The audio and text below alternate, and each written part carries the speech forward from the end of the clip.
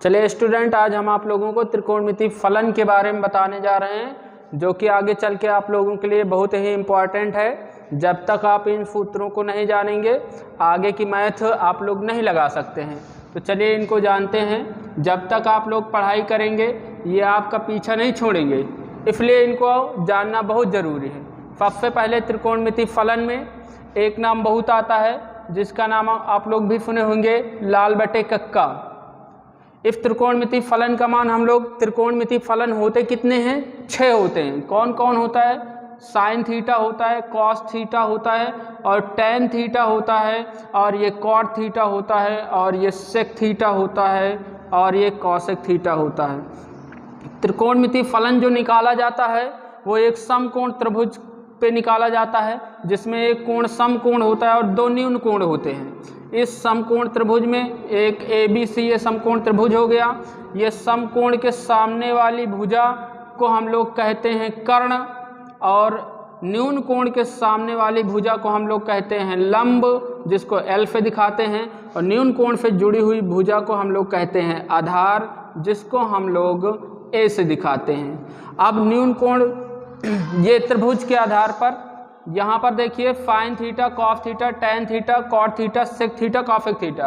अब अगर समकोण त्रिभुज के आधार पर हम लोग कहें कि बताइए साइन थीटा बराबर क्या होगा, तो आप लोग कहोगे लंब बटे कर्ण होगा सर। कॉस थीटा बराबर क्या होगा? आधार बटे कर्ण होगा। टेन थीटा बराबर क्या होगा? लंब बटे आधार होगा। कॉट थीटा बराबर इसी का उल्टा, आधार बटे लंब हो जाएगा। सेक थीटा बराबर कर्ण बटे आधार हो जाएगा। कॉसेक थीटा बराबर कर्ण बटे लंब हो जाएगा। अगर इनके हम लोग परिवर्तन रूप के बारे में बात करें कि साइन थीटा की जगह हम लोग बदल के क्या लिख सकते हैं, तो साइन का उल्टा कॉसेक होता है तो 1 बटे कॉसेक थीटा लिखा जा सकता है। कॉस का उल्टा सेक होता है तो कॉस थीटा बराबर 1 बटे सेक थीटा लिखा जा सकता है। टेन का उल्टा कॉट होता है तो टेन थीटा बराबर लिखा जा सकता है 1 बटे कॉट थीटा, या फाइन कॉस में कहें तो साइन थीटा बटे कॉस थीटा लिखा जा सकता है।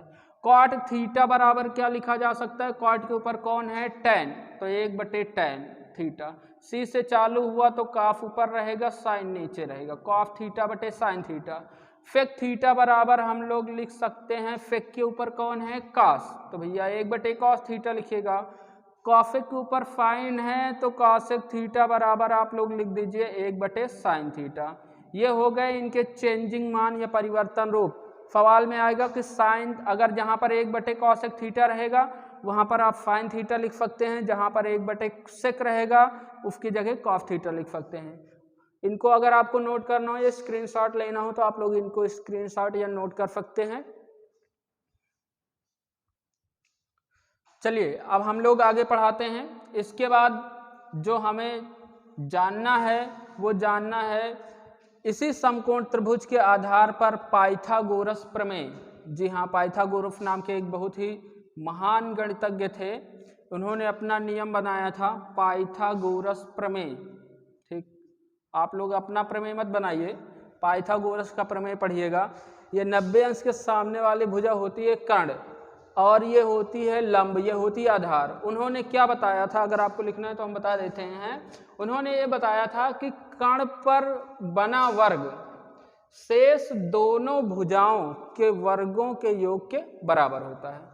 अर्थात कर्ण का स्क्वायर बराबर लंब का स्क्वायर प्लस आधार का स्क्वायर। इन्होंने इसको क्यों बनाया? कहा कि अगर कोई समकोण त्रिभुज में कोई 2 भुजा दी गई है और तीसरी भुजा आपको निकालना है तो आप हमारा प्रमेय लगाइएगा, आपको तीसरी भुजा तुरंत मिल जाएगी। अगर यहाँ से स्क्वायर हटा दें तो कर्ण बराबर अंडर रूट लंब का स्क्वायर प्लस आधार का स्क्वायर।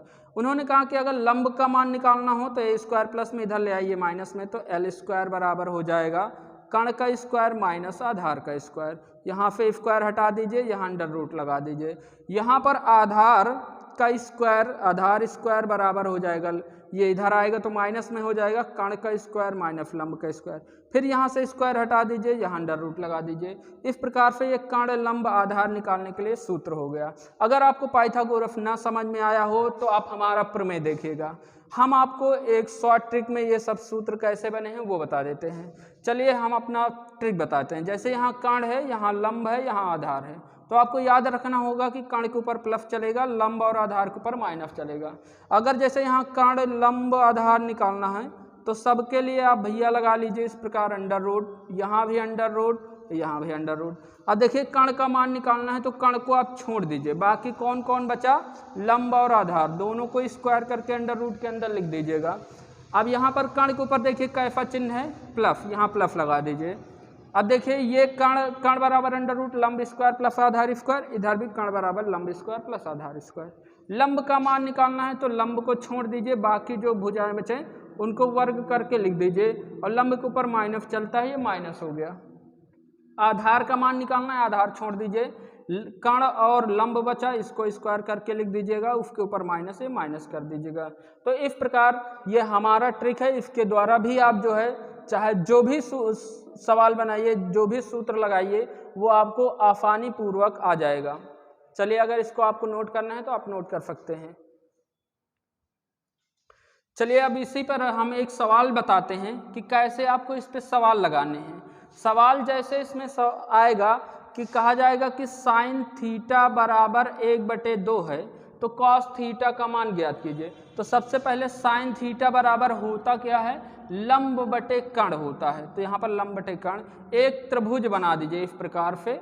यहाँ पर लंब का मान कितना है, 1 है, कण का मान कितना है, 2 है, बाकी भुजा कौन सी बची, वो बची आधार। आधार का मान निकालना है तो फिर वही पाइथागोरस प्रमेय कि अगर 2 भुजाएं दी हैं, तीसरी भुजा निकालना है तो कण स्क्वायर बराबर लंब स्क्वायर प्लस आधार स्क्वायर। अब यहाँ पर कण का स्क्वायर कितना है, कण का मान कितना है, 2, 2 का स्क्वायर कर दीजिए, बराबर लगाइए, यहाँ पर लंब का मान 1, 1 का स्क्वायर प्लस आधार निकालना है, आधार स्क्वायर। 2 का स्क्वायर 4 होता है, 1 का स्क्वायर 1 होता है, प्लस ए स्क्वायर। ये 1 प्लस में इधर आएगा माइनस में, तो ए स्क्वायर बराबर 4 माइनस 1 बराबर हो जाएगा 3। अब स्क्वायर जब इधर ले जाओगे तो अंडर रूट में चला जाएगा, मतलब स्क्वायर हटाओ और इधर अंडर रूट लगाओ भैया। तो आधार का मान आ गया यहाँ पर अंडर रूट 3। आपसे पूछा गया था कि आप कॉस थीटा का मान बताइए। अब देखिए लाल बटे कक्का के आधार पे कॉस थीटा बराबर होता है आधार बटे कण, तो यहाँ पर लिख दीजिए आधार बटे कण। आधार का मान ये हो गया अंडर रूट 3 और कण का मान हो गया यहाँ पर 2, तो कॉस थीटा का मान आ गया अंडर रूट 3/2। इस प्रकार से हम लोग पाइथागोरस की सहायता से अगर किसी भी त्रिकोणमितीय अनुपात का मान दिया गया है, दूसरे त्रिकोणमितीय अनुपात का मान आपको निकालना है, तो इस प्रकार से हम लोग निकाल सकते हैं। जैसे इतना लंबा आपने पाइथागोरस प्रमेय की सहायता से लगाया, अब इसी को आप हमारे प्रमेय की सहायता से देखिएगा। अगर इसको आपको नोट करना है तो नोट कर लीजिएगा। चलिए अब इसी को हम अपने प्रमेय की सहायता से बताते हैं कि कैसे हम लोग एक ही सेकंड में निकाल सकते हैं कि साइन थीटा बराबर 1/2 है, तो कॉस थीटा का मान कैसे निकालेंगे। यहाँ पर एक समकोण त्रिभुज बना दीजिए ऐसे ABC, यहाँ पर लंब का मान 1 है, कण का मान 2 है, तो यहाँ पर लंब 1 रख दीजिए, कण का मान हो गया यहाँ पर 2। आधार निकालना है तो हमने बताया था कण लंब आधार दोनों पे आप माइनस चलता है, वो कण पे प्लस बाकी माइनस चलता है। तो सबसे पहले जो बड़ी भुजा उसका वर्ग कर दीजिए, 2 का वर्ग होता है 4, 1 का वर्ग होता है 1, इसके नीचे लिख दीजिएगा। आपको निकालना आधार है तो आधार आप ये कह रहा है कि घटा दीजिए, तो 4 में से 1 घटाइए 3। अब 3 का वर्गमूल ले लीजिए अंडर रूट 3, यहाँ पर लंब का आधार हो गया अंडर रूट 3। अब आपको निकालना है कॉस थीटा। कॉस थीटा बराबर क्या होता है, आधार बटे कण। आधार का मान हो गया अंडर रूट 3 और यहाँ पर कण का मान हो गया 2। ये हो गया आपका सीधा सा आंसर एक लाइन का, ठीक है ना। इसी प्रकार हम लोग अन्य त्रिकोणमितीय अनुपात के भी मान निकाल सकते हैं, वो भी बहुत ही कम समय में। इसी तरह हम आपको आगे भी इसी प्रकार के छोटे छोटे ट्रिक बताते रहेंगे। अगर आपको वीडियो पसंद आया हो तो आप इसको लाइक कीजिएगा, सब्सक्राइब कीजिएगा।